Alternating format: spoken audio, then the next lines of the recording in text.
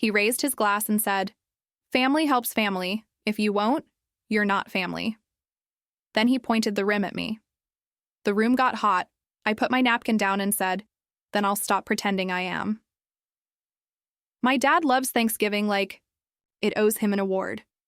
He brines the turkey in a cooler on the back porch as if the neighbors might file a report for insufficient salinity. He records the Macy's parade on 2 DVRs because one failed in 2016 and he's still mad about a marching band he didn't see. He uses words like carve and oyster the way other men use touchdown. This year, though, the turkey wasn't the main course. I was. I'm Alex Rivera, 32, English teacher at a public high school in Durham, North Carolina. I have a cat named Wheatley who acts like a landlord and a savings account that took me 10 years to fatten to a weight that doesn't panic when the car makes a new sound. I'm the oldest of 2. My brother, Nate, 29, is our family's golden retriever, big grin, muddy paws, gets away with chewing the couch because everyone says he means well. The week before Thanksgiving, my father called. He still lives in the Raleigh ranch where I learned to parallel park with his hand on the headrest and my heart in my throat. "You're bringing rolls this year," he said without preamble. "Happy November to you too," I said, leaning into the kitchen counter at school between grading stacks of essays about metaphors that were mostly about football. "Honey, I'm serious," he said. "And I need you to come early on Thursday. We'll do something quick before the game." Something quick, in dad speak, is never quick. It's a task that has been simmering in his brain until he can pretend it's just flipping a switch. "What something?" I asked. "Paperwork," he said. "Nothing scary." He lowered his voice, though it was just the 2 of us on the call. "We're going to set up a family plan for Nate." I closed my eyes, and the words jumped into place like magnets. "Co-signing?" I said. "Temporary," he said. "He's checking out of the program. Not rehab, he never says rehab. And he needs a car to get to work. He can't do this alone." "I can't sign for him," I said, not waiting for the rest of his sentence to put on a nicer dress. "You know this. I've told you this." "It's family, Alex," he said in the tone that used to win me over like a coupon. "Family means we help each other. You're the steady one. We'll make it legal. We'll put you as second. On the loan, not first. I'll send you the forms. Just show up with a pen." I looked at the stack of essays. Half of them were late. All of them were honest. I have a rule in my classroom. You can fix the paper if you tell the truth in it. I'm still learning to give myself the same rule outside. "I'll be there at, say, 2, I said, "and I won't sign." Dad huffed. "Bring rolls." The house smelled like rosemary and heat when I walked in Thursday. My mother hugged me harder than usual, relief in the way her shoulders melted into mine. She doesn't like the part of Dad that belongs to the 80s. Booming voice, firm hand, a belief that his intentions make the outcomes innocent. She has been absorbing him for 34 years. Absorbing is exhausting. Nate was on the couch, clean-shaven, wearing the sweatshirt he always puts on when he wants to look like he got things together. "Hey, sis," he said, standing up like you do when you see a judge enter the courtroom. "Hey," I said. I looked at his eyes. Clear? Alert. I was happy to see it. I was still not signing for him. Both can be true. That's the part Dad doesn't grasp. That love isn't always a verb you conjugate as give. Dad didn't wait for pie. "Let's sit," he said, motioning toward the dining room but veering into the den with a folder under his arm. He laid forms out on the coffee table like he was dealing cards. "Simple stuff," he said. "No pressure." "Plenty of pressure," I said. "You made the den into a bank." "Watch your tone," he said, automatic. He pointed to the line, labeled co-borrower, and slid a pen toward me. "No," I said, simple as a biscuit. "I won't tie my credit to Nate's recovery." Dad looked offended on behalf of every Ford truck in America. "We're talking about a car, a job, a boy trying to put his life back together. You don't co-sign for your brother, but you lend money to strangers on Kiva." "I don't lend money to strangers," I said. "I invest in systems that work. Nate's working his program. Good. The system is, he borrows what he can pay back without dragging me into a ditch." "Alex," Mom said softly, A rope tossed between two boats. Let's eat. After she signs, Dad said, folding his arms like I was a behavior he could contain. That's my condition. The room cooled 5 degrees. He still does it. Turns love into a transaction, calls it how men do things, then acts surprised when the check bounces. I'm not signing, I said again. You can be mad about it. I'll help another way. First month's insurance? We can talk. But I won't give a bank permission to ruin my future because you want to feel like you fixed something fast. Selfish, he said, quietly enough, that he could pretend later he'd said no such thing. We ate anyway. My mother cooked like apology is edible. The table was gorgeous. Gravy boat with the chip we pretend is patina. Green beans that would make a snob surrender. The turkey glossy against the knife. Nate passed me the rolls as if that could make up for the forms in the den. After dessert, Dad insists on pies and football in that order. He stood up to toast. He always toasts. Sometimes I think my father believes he's the narrator of our family. He lifted his glass. To family, he said. To helping. To those who step up. To those who don't. He lifted his glass in my direction like the barrel of an old idea. I don't know you. The room did that terrible thing rooms do when everyone knows a thing and wishes they didn't. It held its breath to see who we'd be next. I put my napkin on the table. Then I'll stop pretending I do, I said. Mom whispered. Alex, like she wanted to put herself between me and the idea of a father. Dad set his glass down hard enough to startle the gravy into a ripple. You're out, he said. You don't help. You're not family. Don't come back. Nate froze, his fork a statue of a mistake. It didn't come out like a clapback. It came out like a decision I'd been making for years without realizing. There would be a moment where it would ask to be said out loud. Okay, I said. I slid my house key across the table, the one that has the little green fob he taped on in 2010, so I could run over and fix his printer during midterms. It made a sound I will hear in my bones when I'm old. A tiny metal confession. Mom gasped. No, she said. I'm not gone, I said to her. I am not going to a place where I'm both dessert and the piggy bank. I am going to my life. You can come if you want. Dad picked up the key and put it in his pocket like a win. I stood up like a person who has stopped losing. I drove home to an apartment that suddenly felt like what it always was. Safe. Wheatley. Trotted out like a person who refuses to accept endings. I sat on the floor next to his tower and let the quiet pick up the pieces of the sound my key had made. Then I opened my laptop and wrote a letter I'd never planned to write.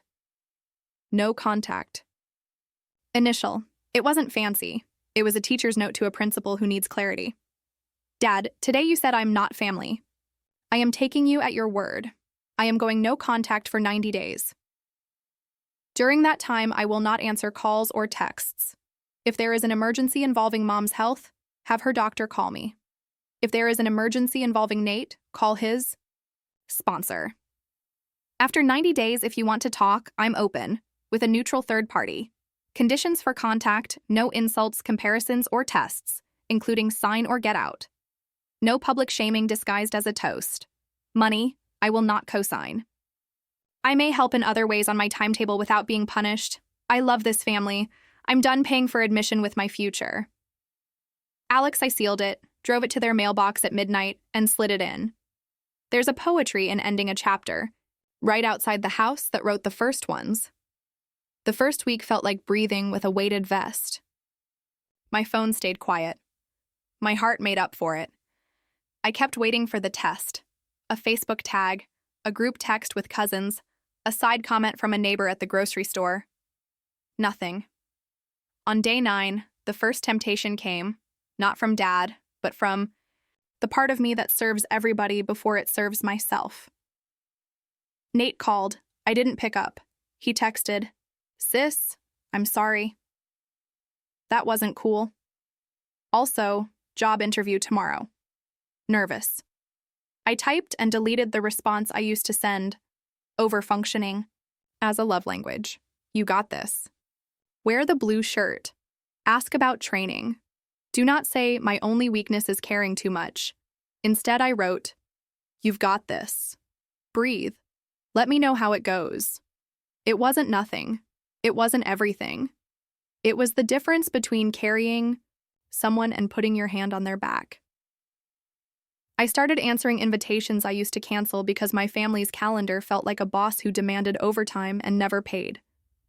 I went to Jess's Friendsgiving, the one my neighbor hosts for people who don't have a predictable holiday or don't want one. There were grad students and a nurse and a divorced dad who brought a green bean casserole that made me call my mother in my head and tell her she's been doing it wrong my whole life. We went around the table and said one thing we were glad to carry into December and one we were leaving behind. I said, apologizing for making plans, out loud in a room full of witnesses who didn't need me to teach their children to read later. On day 19, Mom texted. She knows how to text when she wants to get past no contact. She uses my middle name, Alejandra. I made too much soup. Can I drop some off? No pressure. I stared at the screen. Soup and apology are identical twins in my family. One is easier to swallow, I replied. Thank you. Not yet. I love you. She sent back a heart. It was her first time using an emoji without asking me which one meant, I see you and I'm trying. It felt like someone had installed a dimmer switch on a house that used to be all fluorescent. Work made space for my brain to practice being specific and kind at the same time, a combo I now liked so much I was letting it into my personal life. There's something about telling a 17-year-old why his misplaced modifiers are making his story sound like the dog drank the medicine that prepares you to tell your own father no, without making it sound like you're refusing the concept of family. On day 31, I volunteered at the shelter downtown, the one that does a post-Thanksgiving meal for people who work late shifts serving the rest of us. I ladled soup into paper bowls and said, next, 100 times. A woman my age moved into line and said, you have good arms. Turkey season, I said. She laughed. No, she said, boundary season. On day 46, Dad broke the rules. He left a message. Emergency. The HOA sent another nastygram. Call me. I didn't. I forwarded the voicemail to Mom with a single text. Call the number on the letter. Ask for a payment plan. In the future, talk to me like I'm your daughter, not your credit line. Day 60. A coffee with my therapist who is 30 and has the biggest calendar in town. What's the hardest part? She asked. That I want to be right and kind, I said. My father mostly wants to be in charge. Those two things keep missing each other. What would it look like to let kind win for you and not for him? She asked. It looks like waiting until day 90, I said. She nodded. And then? Then a third-party mediator, I said. Pastor not okay. Professional okay. No living rooms. Day 90 arrived like a new semester. No confetti, just the feeling that you should buy a notebook. Dad texted first. We need to talk. I'll meet you. Don't bring a lawyer. I smiled. He knows me. I sent a reply. I'll meet you with a mediator. Thursday, 6 p.m., Raleigh Family Mediation Center. If you show up alone, I leave. He showed. He was wearing the same jacket he wore at my high school graduation and a face I didn't recognize. The one men wear when they've been considering whether their pride is the hill they will die on.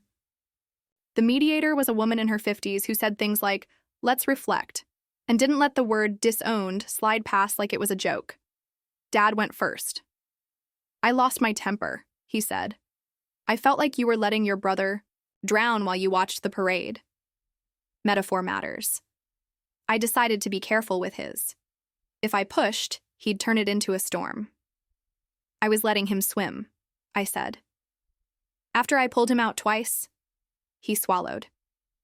A father's job is to keep his children together, he said, like he'd just come from a seminar where they teach men to be nouns. No, the mediator said gently. A father's job is to do the thing that gives his children the most chance to thrive. Sometimes that's together. Sometimes it's not. Dad sat with that the way you sit in a chair that looks like a trick. I shouldn't have said, you're not family, he said finally. That's fighting talk. I was fighting. You know that. You don't make me say it. I do, I said.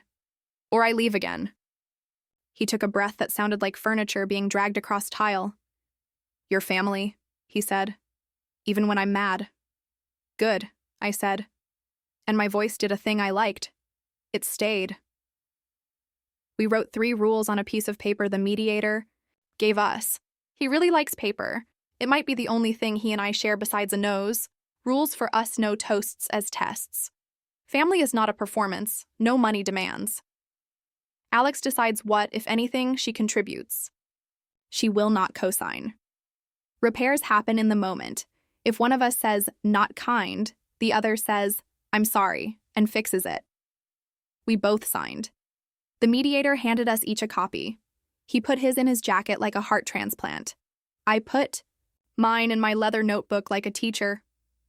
"Come for dinner next month," he said, awkward. He looked older than he had a season ago, which is not a tragedy. It's an honest answer to the question time asks. "I'm bringing the rolls," I said, and he laughed. It was new kind of laugh. Not the I win laugh, not the gotcha laugh. Shyer. I liked it. December's dinner didn't fix 32 Thanksgivings. It didn't need to. It had a turkey, my brother reading a poem he wrote in rehab and pretending it was something I found online, my mother passing me the gravy without any commentary about how I prefer it, and my father carving without lecturing the meat on how to behave. We spoke softly when we got mad and stopped pretending it didn't happen. In January, Dad texted me a photo of Nate in a dealership lot standing next to a used Corolla with his sponsor, both thumbs up. I sent back a confetti emoji and then made a face because I am 32 and my thumbs have been colonized by pictures. On a rainy day in March, my mother and I stood in her kitchen making soup, not because anyone needed it, but because it can keep you from saying the wrong thing. She put her hand over mine when I reached for the salt. "I can't promise not to slip," she said. "I can promise to repair." It wasn't an apology. It was better. It was a plan. A year after the disaster dinner, a child in my sophomore class asked me why adults always make holiday movies about food. "Because the table tells the truth," I said, and then laughed because I sounded like someone who knows things. And because we need to practice feeding each other when we're mad. Thanksgiving came around again. I showed up with rolls and a binder labeled recipes. We ate. Dad didn't toast. Nate talked about his job. Mom insisted on giving me leftovers. I let her, because saying yes is a boundary too when you've spent your life making no sound like duty. Later that night, I sat on my couch and wrote a list I keep taped inside my kitchen cabinet next to the sugar. Rules for me: say no first if you mean it. Yes later if it becomes true. Bring rolls when someone else needs to feel equal. Don't clap back. Clarify. Leave when insulted. Return when you're ready. Make soup. It's harder to hate while stirring. I still carry my father's "you're not family" in my bones. But it has new neighbors now. My own "okay, then I won't be," and the paper we signed that says what we mean out loud. It turns out disowning them back didn't mean no longer loving my family. It meant no longer renting space in a house. That couldn't keep me safe. It meant owning the kind of family we could be if we told the truth.